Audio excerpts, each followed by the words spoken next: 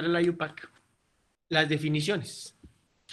Entonces, para darle un contexto a todo esto, podemos definir, ¿sí?, un grupo funcional como aquel conjunto de átomos que enlazados de un modo particular o de una manera particular dotan al compuesto orgánico que lo contiene de unas determinadas propiedades físico-químicas.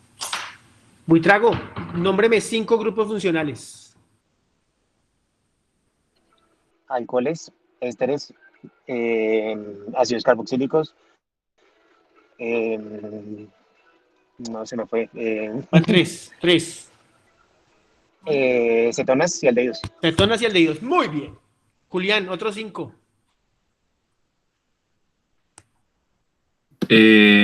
No sé si ya dijo éteres No, o éteres dijo... no ha dicho. Ah, bueno, listo.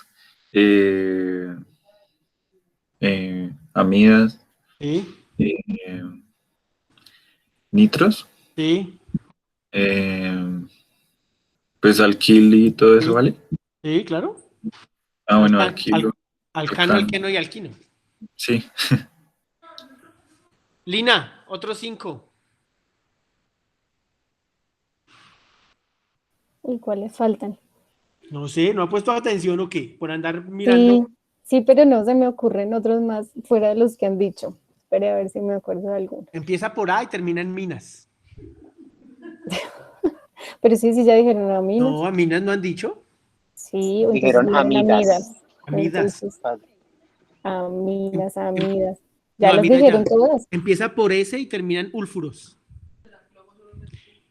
Bueno, Sulfuros, sulfonamidas, anhídridos, heterociclos pi excesivos, heterociclos pi deficientes, benzofusionados, bueno, toda esa vaina que hemos visto y que ustedes han visto. Esa agrupación que ustedes tienen ahí es lo que se denomina un grupo funcional. Ahora, paralelamente la IUPAC define un farmacóforo, que eso es una cosa que ustedes deben, si ustedes aprenden esto en este curso, pues quedo feliz y contento de la vida. Un farmacóforo, ¿cierto?, se define como un conjunto de rasgos estéricos y electrónicos que han de estar presentes en una estructura dada para asegurar las óptimas interacciones supramoleculares entre esta y un blanco biológico específico, para iniciar o bloquear o modular una respuesta biológica. El grupo funcional va totalmente relacionado a un farmacóforo. Entonces, esto para que lo tengan en cuenta. Un grupo funcional es una serie de átomos enlazados de alguna manera particular y un farmacóforo ya engloba a una molécula en general.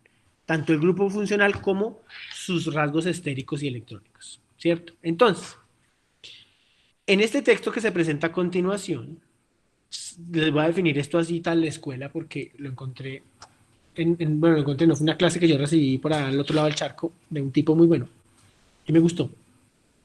Entonces, esto que les voy a mostrar intenta demostrar la relación entre ambos términos para que la idea de que todas las moléculas que presentan el mismo grupo funcional, o sea, el grupo farmacofórico, se nombran de modo similar y reaccionan de modo similar, podemos extenderlo a que también pueden tener una actividad biológica similar.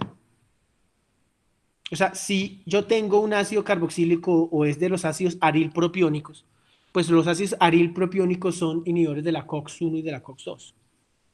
Ahora, si a mí se me da por dibujar un aril etanoico, pues ya no me va a funcionar. Sí, porque hay algo que no me lo hace específico.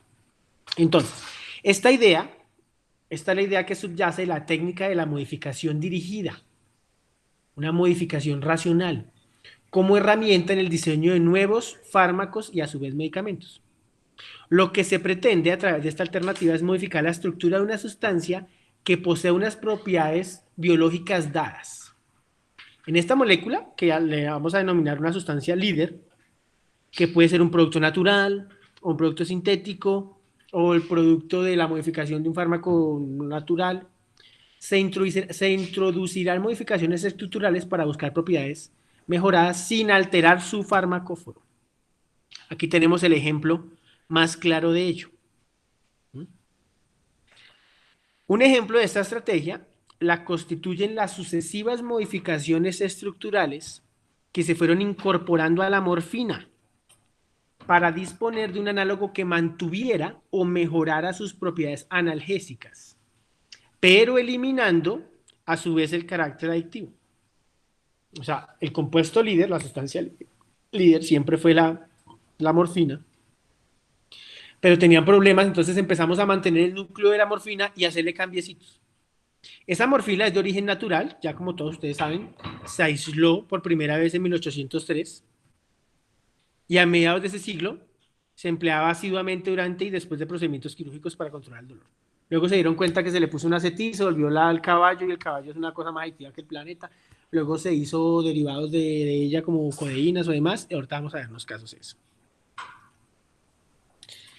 Y esto que está aquí abajo es la razón de ser de una de las líneas de investigación del grupo Inca. Y es que la manera más fructífera para descubrir un nuevo fármaco es arrancar de un fármaco viejo. Y casualmente el hombre también se llama James, vea, Sir James White Black. Pucha, premio Nobel en medicina, qué maravilla. A mí si me dan el premio al mejor vecino, ya con eso estoy feliz. Nosotros aquí una línea de Inca es mejorar los compuestos viejos. Otra línea de Inca es diseñar algunos nuevos a partir del análisis de los sitios activos. Pero la más potente es diseñar fármacos a partir de fármacos antiguos.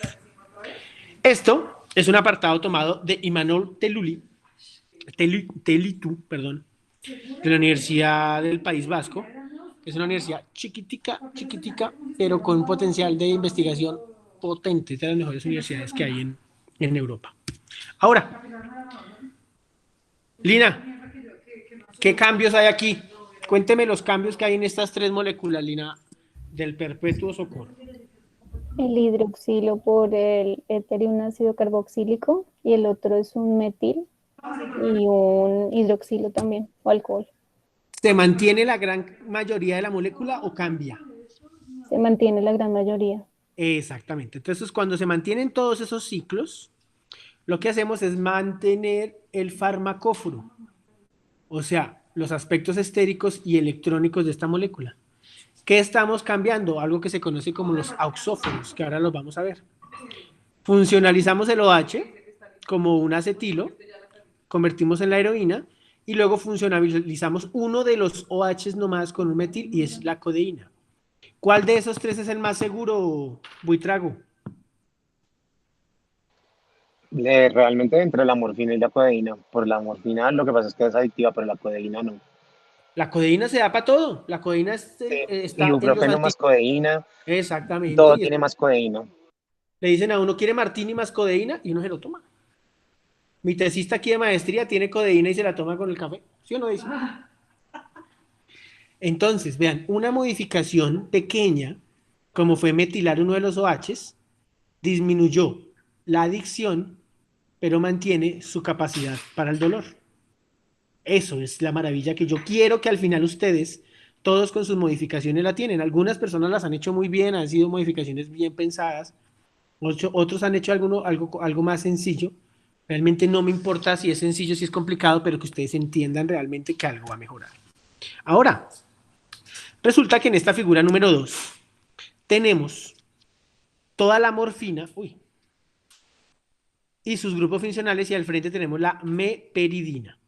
Entonces, si vamos a comparar ese par de estructuras, uno dice, vea, pero son como diferentes.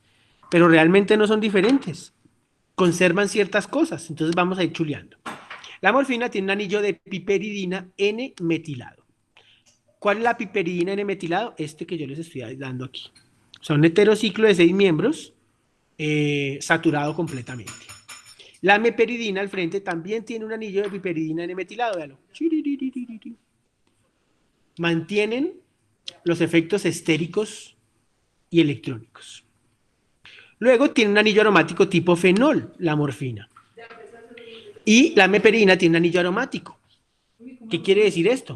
Que probablemente la actividad está asociada al anillo aromático, mas no necesariamente tiene que estar con un grupo hidroxilo.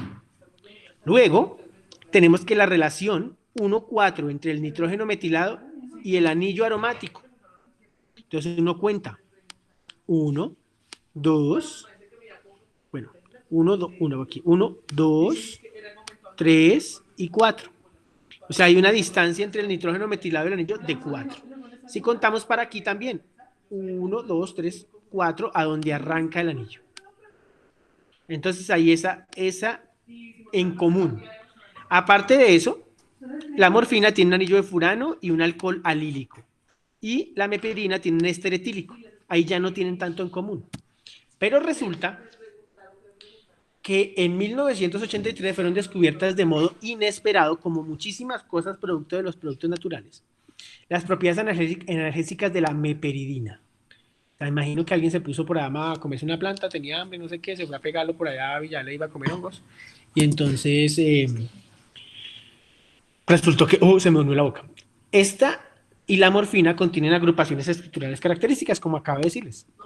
Uno las ve a lo lejos, dicen, no, estos dos compuestos no se parecen. Sí se parecen, acabamos de darnos cuenta. Por lo tanto, es de esperar que otras moléculas que contengan estas mismas agrupaciones sean buenos candidatos para evaluar su poder energético, buscando a la vez eliminar cualquier característica adictiva en ellas. Y resulta que la meperidina es mucho más segura que la morfina. Entonces, el grupo farmacofórico no es como tal toda la arquitectura que está adentro. Tiene que tener algunas cosas en común. Aquí, ¿qué tenemos? Un anillo de piperidina, un anillo aromático y una relación 1,4 entre el nitrógeno y el anillo aromático. Y eso es suficiente para que tengan actividades similares.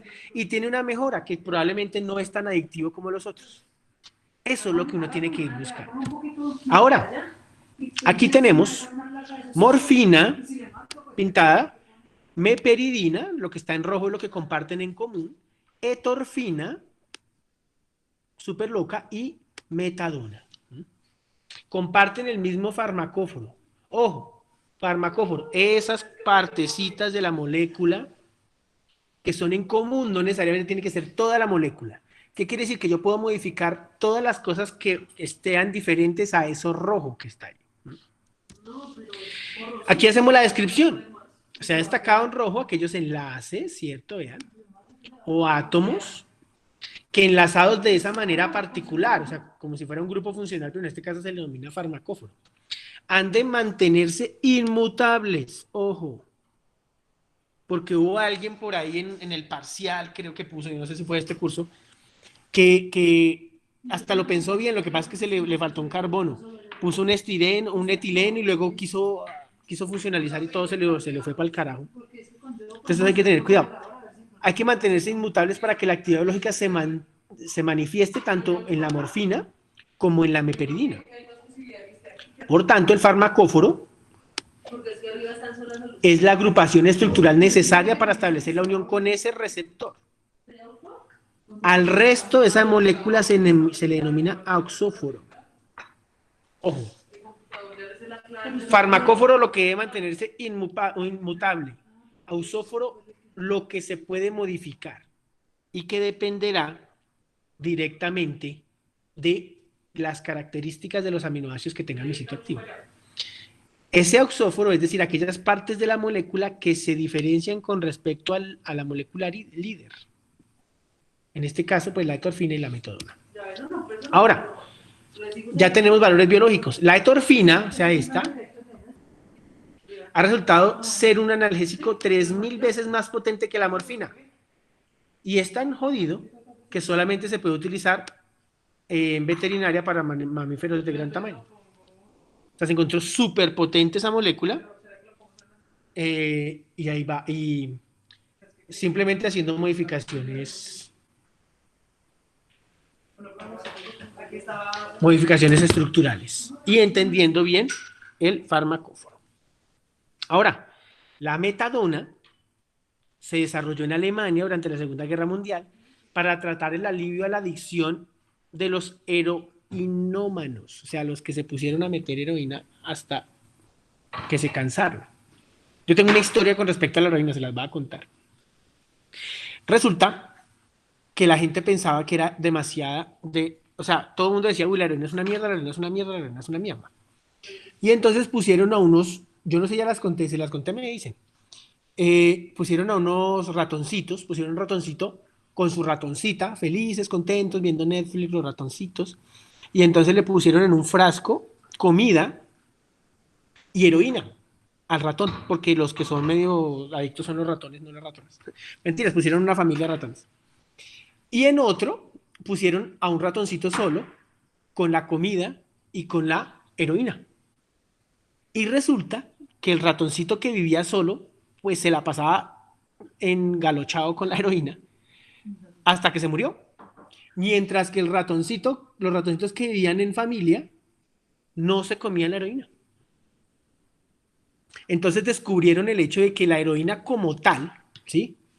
No es el problema de la adicción, obviamente sí es adictiva, pero está más relacionado con la relación que mantiene el adicto. Eso lo hicieron en un montón luego lo hicieron en un montón de soldados que llegaron de la guerra de Vietnam. ¿Por qué? Pues porque todos estos que les llaman los veteranos en Estados Unidos, pues llegaron todos pegados a la heroína.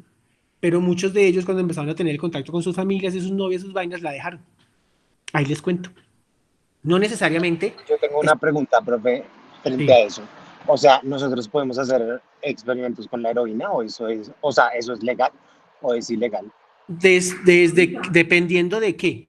Todo se puede hacer si uno hace, lo pasa por un comité de ética.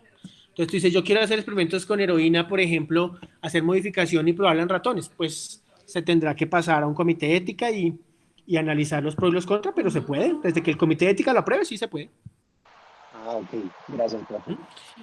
Ahí les cuento esa historia. Entonces resulta que al compartir el mismo farmacóforo que la morfina, se une a los mismos receptores, pero lo hace con un tiempo de retención mayor al que la heroína. Así, se posibilita la administración de dosis disminuidas de la droga. ¿Por qué? Porque yo tomo un poquito y se queda más en el receptor. ¿Cuál es el problema de la heroína? Que yo lo pongo y de una se desconecta el receptor, entonces el receptor pide más. Pero cuando yo diseño una molécula como la metadona, se queda pegado al receptor y yo no necesito tener más contacto con la heroína. Ahí les cuento. ¿Listo? Ahora, cuando vamos a hacer unas modificaciones estructurales, las modificaciones típicas se les llaman series homólogas, ¿sí? Llamamos serie homóloga al conjunto de compuestos que comparten el mismo grupo funcional y se diferencian en el número de metilenos, o sea, en el número de CH2. Aquí en esta figura mostramos 3 series homólogas de alcoholes primarios, aminas primarias y ácidos carboxílicos. Entonces, cuando yo voy a hacer una modificación estructural y tengo un metanol, ¿qué es lo lógico? Pues que yo quiera manejar metanol, etanol, propanol y butanol. ¿Qué estoy cambiando? El N, el metileno. Y voy a probar de esos 4 cuál tiene la actividad que yo necesito. En el caso de las aminas, lo mismo, vean. Metilamina, tilamina, propilamina, butilamina, y en el caso de los ácidos, lo mismo. Cuando ustedes vieron orgánica 1, si mal no recuerdo, ustedes lo que evaluaban o predecían entalpías de formación o entalpías dependiendo del número de carbonos o no sé qué. ¿Quién se acuerda de eso? A ver. ¿Cómo varía, por ejemplo, el punto de ebullición a medida que aumenta el tamaño de la cadena? A ver. Aumenta.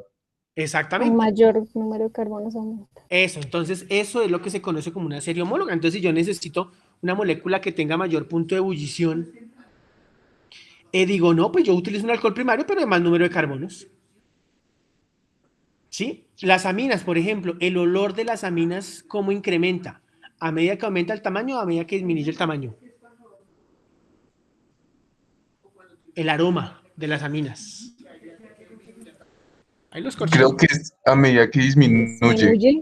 Exactamente, Ian. A medida que las aminas se hacen más pequeñas, son más volátiles, por ende yo siento más el aroma. Y los ácidos, entre más grandes, se hacen más densos. Entonces hay ácidos que luego se convierten en breas. Entonces uno cuando hace una serie homóloga, lo que está buscando es esas propiedades, que uno puede decir que son propiedades físicas, pero cuando uno habla de actividad biológica, pues también puede evaluar eso. Ahora, es de esperar, ¿cierto? Por otra parte, que sus propiedades físicas, aun siendo similares dentro de una misma serie, vayan alterándose cuantitativamente. ¿Sí? Que es lo que nosotros aquí hacemos en INCA, que lo veremos en unas clases adelante, que es lo que se llama acusar. Relacionar esas condiciones con den un número. A medida que alargamos o acortamos la cadena, idéntica previsión se puede hacer con las propiedades biológicas. Entonces aquí tenemos una explicación súper chévere. Van analizando esa gráfica, yo les voy contando.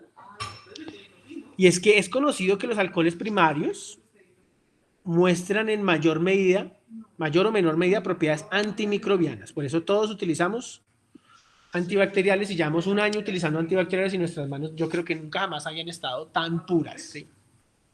El empleo de soluciones acuosas de etanol para limpiar heridas constituye una práctica muy habitual. De pronto nadie se ha preguntado, oiga, ¿por qué no hacemos estos de propanol, de butanol, de mentanol, de octanol? Entonces existen algunos estudios que muestran que esta actividad se identifica al aumentar la cadena alquílica hasta un máximo de 8, a partir de la cual decrece rápidamente hasta desaparecer en el 12. Buitrago, teniendo esta gráfica, ¿cuál es el mejor antimicrobiano que puede hacer a partir de un alcohol? Con el nonano, ¿no? Según ese, pero ¿cuál específicamente? No sé. ¿Nonano o octano? Nonanol. ¿Pero por qué vea el de nonanol? 8. No, el de 8 es octanol, mi perro. Ah, ok, entonces el octanol. ¿Y por qué cree que no se hace? Porque es una cadena muy grande, es bastante hidrofóbica y aparte no sé si atraviese barreras como hematoplacentaria, hematoencefálica, Este man es un duro, parce. creería yo. Por una de las razones, efectivamente sí es esa, pero vamos a mirar el etanol, vean, es el número 3. En eficacia, bueno, realmente es el número 2, perdón. Pero vean que el propanol es bueno también, el butanol es mejor, el pentanol es mejor. ¿Por qué será que nosotros utilizamos el etanol y no utilizamos el propanol? Vea que es mejor, mata más bichos. Porque es más fácil de conseguir. Exactamente, y estos muchachos vienen pero supremamente inteligentes. ¿Por qué? Porque yo necesito evaluar todo. Necesito evaluar cómo lo consigo. Y de todos esos alcoholes que hay ahí pintados, 13 alcoholes, el único que se produce de una fuente natural es el etanol. El metanol es a partir de la reducción del formaldehído. El propanol tiene que ser síntesis. Butanol, octanol, todos son síntesis. Entonces yo tengo que mirar el costo-beneficio. Sí, efectivamente. Claro, hay mejores alcoholes antimicrobianos. Pero yo que saco haciendo uno de 8, si tengo que sintetizarlo y va a salir carísimo y como dice Buitrago, no me va a aparecer la barrera, va a ser poco soluble, para vehiculizarlo es una mierda. Entonces debo encontrar esa relación que me logre obtener la mejor relación costo-beneficio. Ahora, ¿por qué el metanol no? Porque también es barato, porque el metanol es tóxico y el metanol se absorbe por la piel y nos deja cieguitos y pues cagada, ¿sí? Este compuesto sí es el resultado de la combinación de factores que actúan de modo opuesto y se maximizan para el caso del octanol. Aquí está la respuesta, vean. Esta cadena hidrófoba le da unas características importantes a esos alcoholes y tiene un grupo hidrófilo o soluble en agua y una parte insoluble en agua. Un alcohol que porta una cadena de mayor longitud se hará más hidrófobo y podrá penetrar en las membranas microbianas con más eficacia al estar integrado en las moléculas, por moléculas también hidrófobas. Un alcohol que porta una cadena de mayor longitud se hará más insoluble en agua, con lo que aumenta la dificultad de transportarse a través de medios acuosos. El parámetro que determina la afinidad de un compuesto por medio de polar a polar se llama el coeficiente de reparto, log-P. Eso cuando ustedes vean instrumental 2, le dicen a la profesora, profe, queremos calcular la lipofilicidad de un compuesto y por HPLC se puede hacer y queda súper cool. A mayor valor, pues será una afinidad por medio de un graso o polar. Ahora, aquí tenemos otra solución. El resorcinol, ¿sí? es conocido, es un fármaco o medicamento conocido por sus propiedades antisépticas, que es empleado en el tratamiento de afecciones cutáneas y para combatir infecciones en boca o garganta, ¿sí? Cuando uno se compra el Noraver o se compra esos Noraver viejos o esas pastillitas que uno se toma para la garganta, esos están hechos de derivados de resorcinol. Entonces, esto se trata, el resorcinol como tal, se trata de un compuesto muy hidrófilo, o sea, muy soluble en agua. Y por tanto, tiene muy alta capacidad para ser transportado a través de medios acuosos. Pero aquí tenemos el inconveniente contrario al que teníamos con el alcohol. Como es tan soluble, pues entonces se pierde de una, necesitaríamos un compuesto que se mantuviera un poquito más en el promedio. Entonces, este problema se resuelve con la administración de un derivado de ese resorcinol, que es el exil-resorcinol. Y esto se hizo por una modificación de fármacos dirigida re breve. Hace unos años, alguien dijo, oh, mejoremos el resorcinol. Y entonces se puso a cambiar y dijo, pongámosle una cadena, una serie homóloga de metileno, etileno, propileno, butileno, pentileno y exileno, y determinamos cuál de ellos es el mejor. ¿Sí? Este principio activo del resorcinol, con propiedades bactericidas y fúngicas, está presente en muchas pastillas para la garganta. Incluye un grupo exilo en su estructura con el que se optimizan las características hidrófilas e hidrófobas que se hacen necesarias para su administración, transporte y acción. Ahora, como yo me he dado cuenta que su punto débil es la síntesis y el punto débil de casi todos los químicos del mundo que conozco, ¿cómo convierto resorcinol en exil-resorcinol? A ver, piensen en 4 minutos.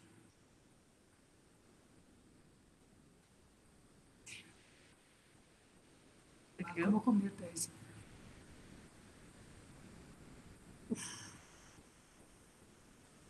Tengo pero para que ese sea... Están en clase, usted que anda hablando aquí, no que ellos van a pensar que es un fantasma. Dice, pero ¿cómo se hace intensidad? A ver, el que me diga eso, le mando un Rappi con una burger. De pronto con uno yo hexano. Esa sería la calle. esa sería la que les enseñó el profesor Memín, pero esa tiene un problema, querido amigo.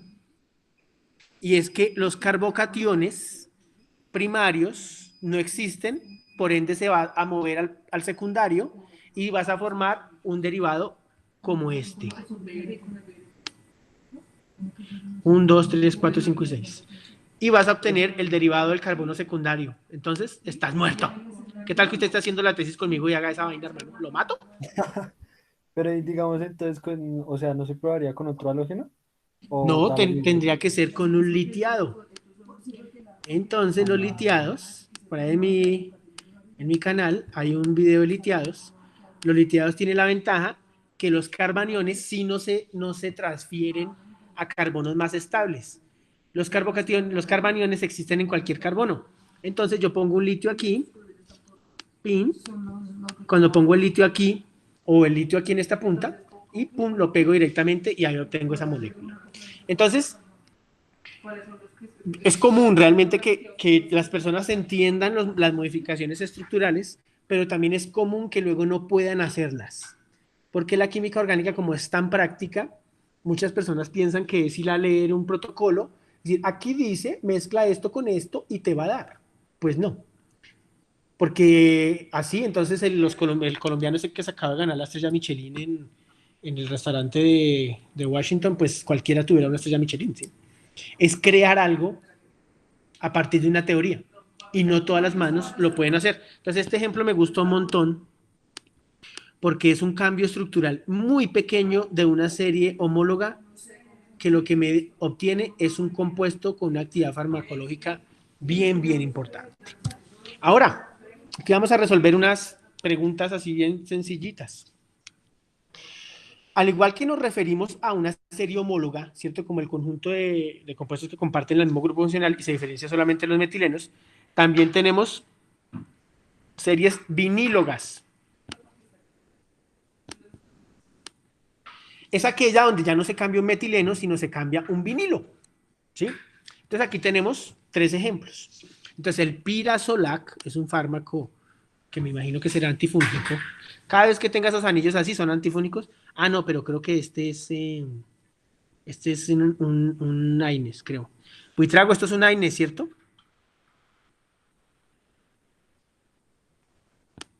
Buitrago. Bueno, mientras Buitrago va buscando. Entonces, vamos a analizar el pirazolac. Vea, tiene un ácido carboxílico, tiene un paracloro, un anillo paraclorado, un anillo parafluorado y adentro un heterociclo. Entonces, vamos a empezar por preguntémosle a Juliana. Juliana, ¿está por ahí? Juliana. Ya, profe, yo. Listo. Mira el pirazolac y luego mira este que le estoy poniendo número 1. ¿Tú crees que hay un cambio homólogo o un cambio vinílogo? Mira bien la molécula.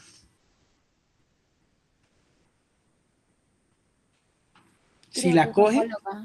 homóloga, listo. Entonces acuérdate de homóloga. Bien. Preguntémosle a... ¿Es claros o cuadros? Cuadros, ¿cierto? Cuadros. ¿Cuadros está por ahí? ¿O claros? ¿Cuadros está dando pata? Sí, profe, aquí estoy. Eso, pero ¿dando pata o no? Ya dio pata todo el fin de semana. No, no, no. Listo. El número 2. ¿Una serie homóloga o una serie viníloga? Viníloga. Qué pilera estos manes. Y preguntémosle a Tefa. Tefa. Tefa, salga a las cobijas. Dime, El dime. 3. ¿Una serie homóloga o una serie viníloga?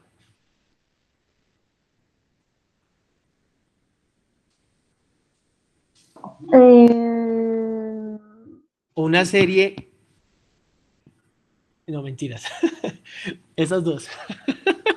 Le iba a echar un chiste, pero me lo guardé. ¿Qué está cambiando en esa? ¿Qué está cambiando en esa? A ver. Esta cadenita de aquí, ¿no? Sí, sí. Entonces, ¿qué será? ¿Una serie homóloga o una serie viníloga? Homóloga. Muy bien. Entonces vamos a mirar. Y esto, homóloga para Juliana, muy bien, homóloga. Anótate aquí un corazón que diga Juliana y Federico por siempre.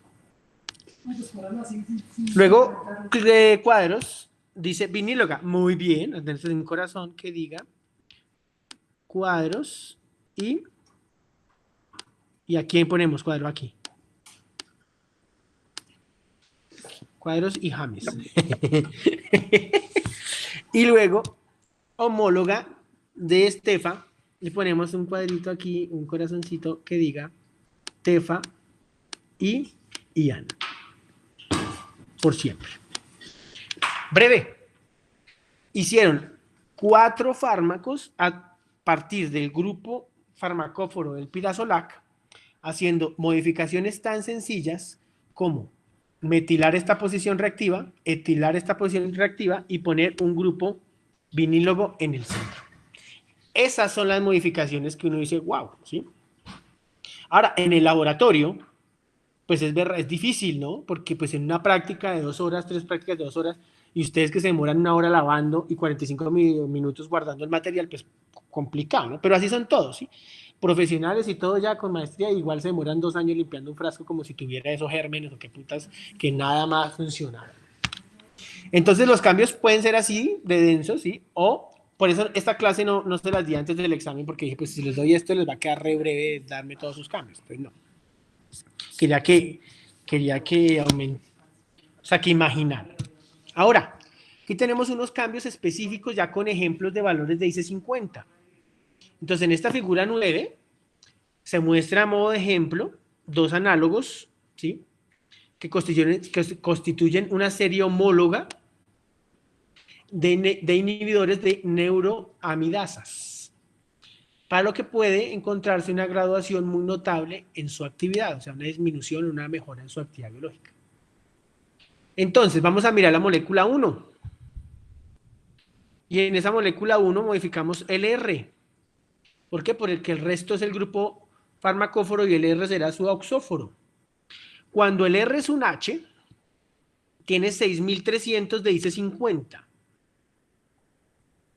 A medida que aumentamos el número de carbonos, llega hasta 3 a un IC50 de 180 y luego sube. Un IC50 es bueno, vamos a preguntarle a Lina a ver qué se acuerda. Un IC50, Lina, es bueno si es pequeño o si es grande.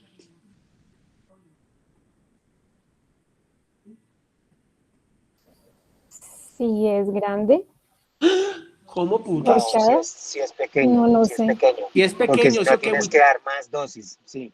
Exactamente. Cuénteles, Buitrago, usted en conceptos médicos, a ver.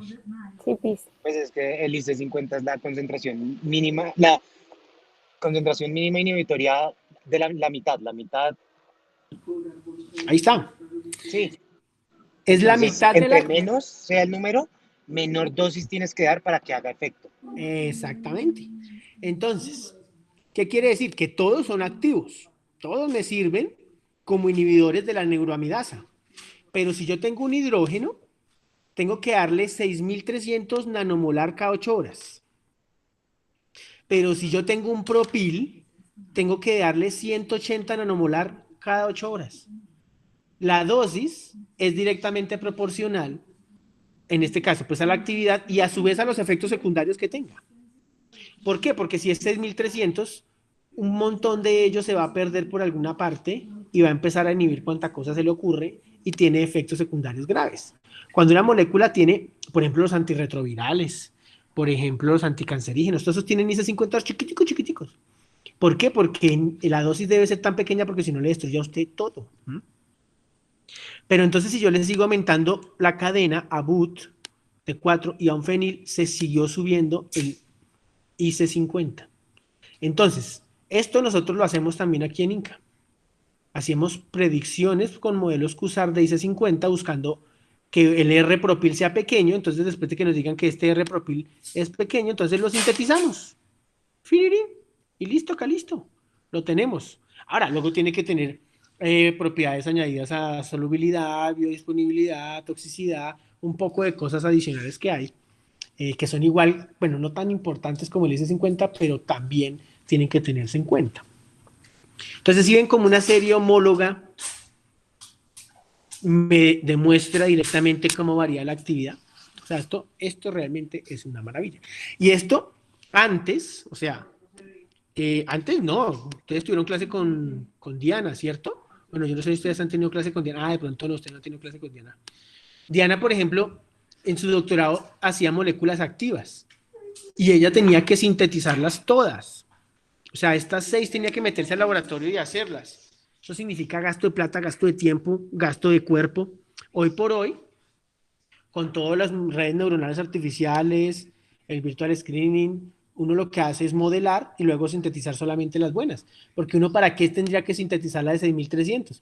Yo solamente sintetizaría estas 3 y me ahorraría el tiempo. Entonces, esa es la química farmacéutica del futuro, ¿sí? Ahora, al frente, la molécula 2, ya no cambia una serie homóloga, sino las características electrónicas de los sustituyentes. O sea, si es atractor de electrones, si es dador de electrones, si es dador por resonancia, si, lo que sea. Entonces, lo que estamos cambiando aquí es el X y el Y. El resto hace parte del farmacóforo y el X y el Y son los auxófonos. Entonces, cuando en X tengo un nitro y en Y tengo como una especie de cloroformo ahí, pues se llama el cloranfenicol. Cuando en X tengo una sulfona de estas, metilsulfona, y en Y tengo el mismo cloro, se llama tianfenicol. Y cuando en X tengo un grupo acetilo y en el otro el mismo, tengo cetofenicol. Y son 3 fármacos cuyas actividades biológicas varían, pero todas son igual de, me imagino que el primero que salió fue el cloranfenicol y luego empezaron a hacer modificaciones, ellos siguen en el mercado porque Buitrago no me va a hacer mentir en esto, no me va a hacer mentir en esto, y es que los médicos tienen un problema, y es que en clase les enseñaron, tienes que tomarte cetiricina, y entonces llega uno ahí con esa rinitis horrible al consultorio, y entonces el médico de ese momento se acuerda, oh, a mí me dijeron que el antihistamínico es cetiricina, y se la dan. Pero resulta que después de la cetiricina ya hay 3 variaciones después de ella y ahora la más cool es la levocetiricina o la hidroxicina. Pero la persona que se la formula uno se queda con la primera versión cuando estudió. ¿Sí o no, Buitrago? Pues sí, profe, pero también están los visitadores médicos que los Sí, actualizan. si no existen y los vitales son puro negocio, porque llega una vieja ahí Sí, piernona, claramente. o una vieja súper piernona, y entonces, ay, no sé qué, sin, y si ellos no van a actualizarlos, entonces no lo hacen, y la actualizada de ellos es parcial porque es de su molécula, ¿sí? No llegan visitadores médicos de todas las empresas, que debería ser como debería ser, pero bueno, digamos que así funciona. Entonces todas las personas deberían estar actualizándose todo el tiempo porque todas las personas como yo nos dedicamos a generar moléculas más seguras cada vez, muchas más. Y a encontrar pues mejores dosis, mejor, por ejemplo, la levocetiricina y la cetiricina. La cetiricina, el problema que es que da sueño. La levocetiricina ya es el enantiómero puro, ya no da sueño. Pero todo el mundo yo veo que anda tomando cetiricina y no toman levocetiricina. ¿Por qué no? Pues porque de pronto no ha llegado al También es visitador más médico. cara, ¿no? Pues sí, claro, pero pues si a mí me dicen, oye, usted se la toma y no se duerme, pues yo prefiero tomármela y no dormirme, ¿sí? Pues sí, pero si no la Porque cubre la EPS, jodidos. vamos a protestar, Buitrago, por esto, hermano. Armemos el hijo de madre problema ahora. Pero sí, tienes razón. Más ahora con esa reforma que quieren hacer, estamos peor. Tienes razón. Por favor, los del SMAT, acabar con Buitrago. Bueno, las modificaciones de los sustituyentes pueden venir acompañadas de modificaciones estructurales más profundas en las persecuciones de esos análogos con propiedades mejoradas. En esta lista tenemos todas las modificaciones que podemos hacer y que ustedes les deben servir. Entonces, sustituyentes al kilo, sustituyentes aromáticos, tamaños de anillo, relaciones vinílogas, cambios en la posición de heteroátomos, sustituyentes de naturaleza electrónica muy diferenciada, modificaciones dirigidas a la lipofilia, estructuras lineales o cíclicas y modificaciones estereoquímicas. Entonces, ahora, ¿cuál es el reto de ustedes? Es esa modificación que yo me inventé, ¿dónde estará? ¿Qué tipo de modificación es? ¿Es una homóloga? ¿Es una análoga? ¿Es una viníloga? ¿Es una sustitución? Eso es lo que ustedes tienen que mirar. Ahora, hay casos particulares en el diseño de fármacos y es cuando hay equilibrios químicos, ¿sí? En el diseño de un fármaco ha de contemplarse, por lo tanto, que el principio activo tiene diferentes formas resonantes, o resonantes no, realmente conjugadas, de acuerdo al pH. Aquí tenemos el caso particular de la aspirina. Entonces, la aspirina tiene una forma no cargada a pHs, o sea, cuando está ácida o cuando está básica. Si yo tengo un pH básico, ¿cierto? ¿Cuál? No tengo pH básico. Vamos a ver cómo les vamos a cuadrar esto. Ah, bueno, aquí dice, vea. El equilibrio de arriba, ¿sí? Es cuando hay menos concentración de iones hidróneo. El equilibrio de abajo, o sea, aquí, es cuando hay mayor concentración de iones hidróneo. Cuando yo me tomo esta molécula, ¿cierto? Ella llega y se absorbe en el estómago. El estómago tiene un pH de alrededor de 1.5, creo, si no estoy mal, 1.5, ¿sí? Entonces, la aspirina estará completamente en su forma no cargada cuando llega al estómago, ¿sí? Pues, ¿por qué? Porque es lógico, porque el estómago está ácido, entonces mi aspirina no tiene por qué ceder los protones del ácido, porque el estómago está ácido, o sea, están en un buen parche. Lo que facilita su absorción a través del medio no polar de la mucosa gástrica y de la mucosa intestinal. Al pasar a la sangre, ¿sí? Cuando el pH sube, la aspirina se encuentra mayoritariamente en su forma deprotonada, o sea, como salicilato. Y así se distribuye por todo el sistema circulatorio. Entonces, realmente el que hace al final del encuentro es el salicilato, más no el ácido benzoico de la aspirina. Entonces, son cosas importantes. Aquí tenemos un ejemplo de una histamina, precisamente hablando de la cetiricina. Vean. La unión de la histamina a los receptores H1, ¿sí? Es la causante de las reacciones alérgicas, que casi todo el planeta tenemos eso. Pues yo tengo una alergia que se llama alergia estacional. Yo no tenía alergia y cuando me fui para el otro lado del charco y llega la época de primavera, se hacen unas montañas de polen, pero una cosa horrible, y yo todo feliz allá chupándome el polen, y luego resulta que me hice alérgico. Entonces, es la causante de estas alergias en el organismo, mientras que su unión a los receptores H2 provoque a las secreciones gástricas asociadas al reflujo y a las úlceras. Entonces, por tanto, desarrollar un fármaco antagonista de la histamina podría aliviar ambos efectos. Y para ello debería presentar una estructura similar a la histamina. Entonces, está la histamina, y aquí tenemos dos fármacos, la guanidina-histamina, que no es más que haberle agregado esta porción, o sea, un efecto, aquí le agregaron un cambio estérico y electrónico, y la buriramida, ¿cierto? Que le agregaron un cambio homólogo aquí en un CH2, o dos homólogos acá, y un cambio aquí electrónico. Pero sigue pareciendo a la histamina. Entonces, al ser parecida se podrá enlazar a los mismos receptores, pero, pues, o lo que lo hace convertir en un antagonista. Entonces, esta 20, que es la guanidina-histamina, fue el primer candidato a fármaco. Y la razón de su actividad nula como antagonista, cuando diseñaron esa molécula, se debía al pH fisiológico en el cual estaba ocurriendo. Ese nitrógeno imínico, el nitrógeno doble enlace carbono, del resto de la guanidina, se encontraba protonado. Cuando lo adecuado es que el nitrógeno anillo de imidazol, marcado en rojito, este de aquí, del imidazol, ¿sí?, es el que se debe protonar para unir al receptor. Entonces, lo que se hizo fue diseñar una molécula, sí, probablemente más potente, pero estaba compitiendo el nitrógeno, la protonación por un nitrógeno que no era el del imidazol. Entonces, la molécula no estaba funcionando. ¿Cuál fue la solución? Perdón. Pues poner este azufre, vean, en vez del nitrógeno doble enlace de carbono, para que ya no se protonara y a su vez se protonara la histamina. Cambios estructurales que llevaron a la mejora de los fármacos. Una maravilla. Eso es lo que, si alguien se había preguntado alguna vez, ¿qué será lo que hacen estos pendejitos por allá? Es eso. Nosotros lo que hacemos es coger una molécula que exista, ¿sí?, que se venda y mejorarla. Hacer algo mejor con ella. ¿Por qué? Porque las moléculas, los fármacos que existen no van a ser los fármacos que van a durar toda nuestra vida. Siempre va a haber mejores fármacos. Ahora, después de que ya sé que hay series homólogas, series vinílogas y demás, yo también puedo hacer una serie de cambios que se denominan cambios isósteros y bioisósteros. Entonces aquí tenemos el ejemplo número 1.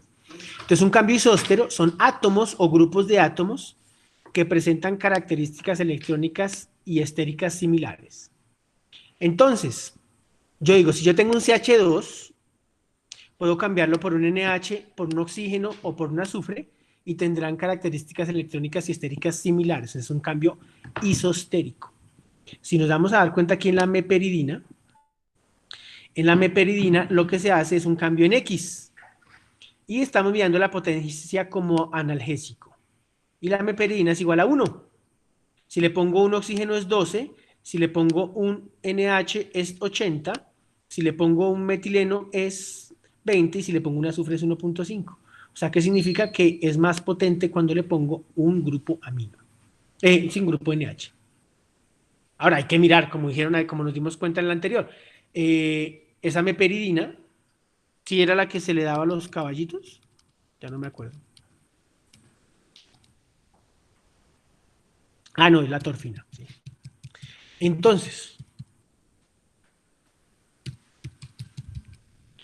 Entonces, esto uno lo hace para verificarlo. Ahora se puede hacer virtual y luego sintetizar. Antes tocaba sintetizar y luego probar.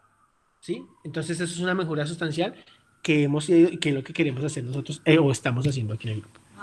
Ahora, hay cambios bioisostéricos, que es lo que se denomina como isósteros no clásicos, que son átomos o grupos que presentan propiedades biológicas similares, aunque la semejanza fisicoquímica no sea similar.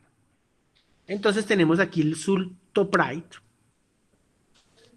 que tiene una amida, pero esa amida no es más que oxígeno doble enlace carbono, carbono, nitrógeno, carbono, carbono. Y el anillo de la pirrolidina es algo parecido, nitrógeno, enlace sencillo, doble enlace, pero no tiene un oxígeno. Entonces un cambio isostérico es un cambio que conserva ciertas propiedades, pero no se asemeja químicamente.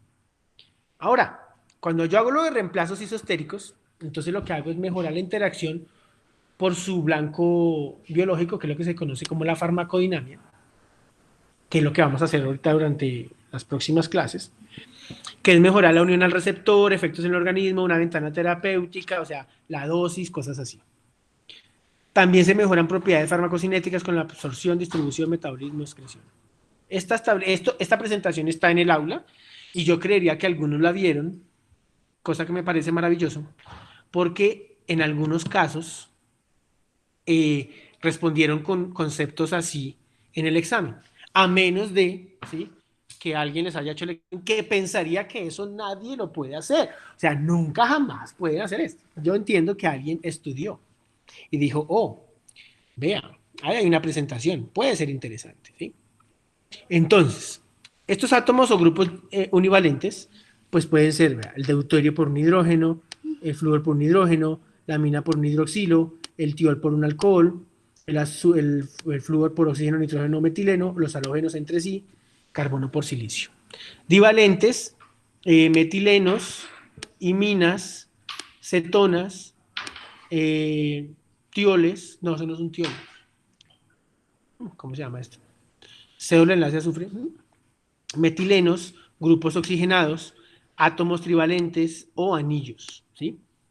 Estos cambios son los lógicos, ¿sí?, que uno puede hacer. Más cambios raros, pues ¿para qué? Aquí tenemos ejemplo de cómo variar un isóstero específicamente cambia completamente la actividad en producto. Vea, la hipoxantina es un producto metabólico, pero si a la hipoxantina le cambio el OH por un tiol, se convierte en un fármaco antitumoral. Qué recontra chimba. Si el uracilo, cierto que es una base nitrogenada, se le cambia el hidrógeno por un flúor y se le convierte en fluoroacilo, se convierte en un agente antitumoral. ¿Sí la pillan? ¿Ya saben ahora sí hacer esos cambios? Ahora aquí tenemos un ejemplo bien importante.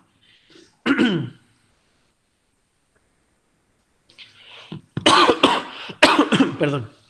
Aquí tenemos la actividad de un antialergénico oral, ¿sí? Y es donde simplemente vamos a cambiar esta X por un oxígeno, un azufre, un metileno, un NH. Unos valores de electronegatividad, un ángulo, y luego vamos a mirar qué tan positivo es para la anafilaxis. Me imagino que esto es lo que le suelen dar a la gente cuando tiene una reacción alérgica a lo del COVID. ¿Sí o no, Buitrago? ¡Buitrago! Sí, profe. Eso, sí. ¿Sí? Como he aprendido yo. Entonces esto es lo que le dan para que no se... ¿Eso es qué pasa? Se le cierra la garganta, ¿cierto? O algo así. Y no pueden Sí, respirar. tiene un shock anafiláctico. Entonces Eso. se le inflaman las mucosas de la garganta y se cierra la vía aérea. Eso, así es, man. Muy bien, parce.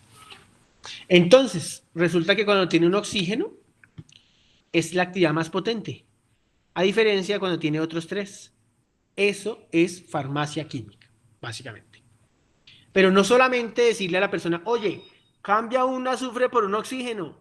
También tengo que saber hacerlo. Y saber hacerlo es difícil. Aquí tenemos el ejemplo de otro fármaco, donde también se le cambia ese X por una amina, un metileno o un oxígeno. Y el IC50 mejor es cuando tiene un oxígeno. Y entonces ya tengo que sintetizar esta molécula. Por eso ustedes tuvieron que ver química orgánica 1, química orgánica 2, por eso tuvieron que ver bioquímica, porque alguno de ustedes probablemente se apasione por esto y se dedique a hacer moléculas con nosotros y seamos mejores amigos para toda la vida, ¿sí? Y otros simplemente dirán, nah, pues lo que yo quiero es que alguien los haga y yo simplemente los doy. También es totalmente válido. Todos tenemos una misión y a algunos nos encanta ensuciarnos acá las manos y a otras personas no tanto. Pero básicamente esto es lo que se hace. Aquí también encontramos que hay una serie de anillos equivalentes. Entonces yo quiero cambiar, por ejemplo, un anillo de indol, que es el anillo original, su bioisóstero es un indazol. También el bioisosterolindol es el furano 3,2-B piridina. Y así a su vez con todos estos. Y habrá muchos, ¿sí? Estos son los que están reportados. Hay gente que se dedica simplemente a decir, vea, yo cambié un indol por un indazol y fue una modificación que mejoró. Nosotros no somos tan así aquí en Inca. Yo en este sentido soy como más, parto del hecho de que todo se puede hacer, ¿sí? Y luego los modelos predictivos y la inteligencia artificial nos van guiando, ¿sí? Porque todos estos cambios los hacían de manera experimental. Entonces se limitaban a la síntesis de los productos. Nosotros ya como podemos hacer inteligencia artificial, pues podemos probar demasiadas vainas. Entonces, un benceno será un anillo equivalente a una piridina. Los 5 heterocíclicos, vean, perdón, los 4, los anillos de 5, un ciclopentanodieno, un tiofeno, un furano y un pirrol son equivalentes. Y así a su vez con todos estos anillos. Entonces, ustedes ahorita viene un reto bien importante y es que van a empezar a hacer todas esas modificaciones estructurales, pero ya van a empezar a obtener energías de esas interacciones. Van a empezar ya tienen que ver el video, ya tienen que ver Avogadro, tienen que saber cómo funciona Avogadro, tienen que ver el primer video de Autodogvina, que es cómo manejarlo y tienen que empezar a hacer esto, ¿sí? De esta semana no, pero probablemente, bueno, mentiras. Este viernes nos vemos. Este viernes nos vemos porque como no hay laboratorio, entonces nos vemos y voy a empezar a contarles cómo va a funcionar el trabajo con los simuladores. ¿Listo? Entonces este viernes no se desconectan. O sea, se conectan, perdón. Ahora, aquí tenemos un ejemplo de cómo hubo una serie de cambios bioestéricos de ésteres y ácidos carboxílicos, donde el anillo cambiaba, ¿sí? Esta posición se reorganizaba de maneras diferentes, buscando actividad biológica. Este terminal también se cambiaba por esta serie de anillos y así encontrando posibles mejoras en su actividad, en su farmacodinámica, en su farmacocinética. Y aquí tenemos muchos más cambios, que son cambios bioisostéricos de carboxiamidas, donde puedo modificar el nitrógeno, ponerlo en otra parte, modificar la estructura, todo eso, que hoy por hoy no nos vale nada. Una persona juiciosa y gomosa por dibujar moléculas y predecirlas puede hacer eso en un mes y queda súper bien. Aquí tenemos algo que se denomina inversiones de grupos funcionales. Entonces, vean, tenía una amina y un OH y luego se cambió. Luego se funcionalizó uno de los dos y luego se cambió. Y se obtienen fármacos con esas propiedades. Aquí tenemos cambios peptídicos, vean. Está el triorfam, que es una amida aquí normal. Tiene actividad o constante inhibición frente a la NEP 2411, frente a una termolicina y frente a la enzima convertidora de angiotensina. Y luego cuando se cambia, o sea, le pusieron la retrotiorfam, se cambió de posición, vean cómo varió la actividad, sobre todo en este de acá, ¿sí? Se hizo muy alta la constante de inhibición y aquí se mantuvo parecida. Entonces, eso es lo que uno hace.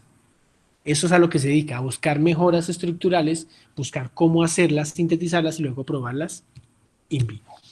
¿Listo? Espero les haya gustado y si no, pues llorarlo.